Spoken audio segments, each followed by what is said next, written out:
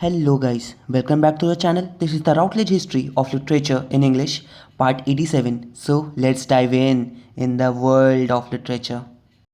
Ted Hughes wrote poems such as Pike, Jaguar, Thrushes or Wind are totally without sentimentality, the natural forces viewed with a harsher eye than Lawrence's. In one of his best known poems, Hawk Roosting, which is cast as a monologue, Hughes presents the hawk as a powerful bird which catches and eats smaller birds and animals.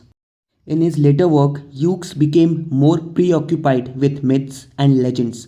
In Crow in 1971, he retells the creation story from the point of view of a violent, anarchic consciousness, the crow himself, who emerges as a kind of antichrist.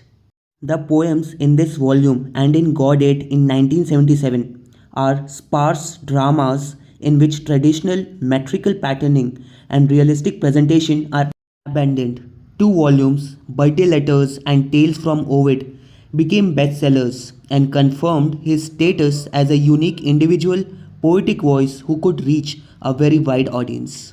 Birthday Letters courageously explored the relationship with his late wife, the American poet and novelist Sylvia Plath. Lines are given from the work Fulbright Scholars from Birthday Letters. Do read the lines of the poem as because questions might come. Now comes Charles Tomlinson and Geoffrey Hill. They share a concern with time, history, tradition, and place. Tomlinson's The Way of the World in 1969 and The Shaft in 1978 are direct examinations of continuity and change. This goes against the notion that most contemporary poetry is about chaos and disorder. For Hill, this means the landscape of Mercia, as in Mercian hymns in 1971, which celebrate in a kind of prose poetry offer the preceding genius of the West Midlands in early English history, where Plath's violence is emotional, personal, suicidal. Collected poems in 1981, Hill's is latent, hidden in the past, and brooding to produce perhaps the most complex and elusive of recent poetry. In an essay entitled Englands of the Mind, Seamus Heaney discusses the poetry of Ted Hughes, Philip Larkin, and Geoffrey Hill. In his extract from Mercian hymns, Geoffrey Hill celebrates the work of English needleworkers in echoes of the Victorian celebration of medieval work found in the works of Thomas Carlyle and William Morris. Lines from the work Mercian hymns are given in the book. Do read it.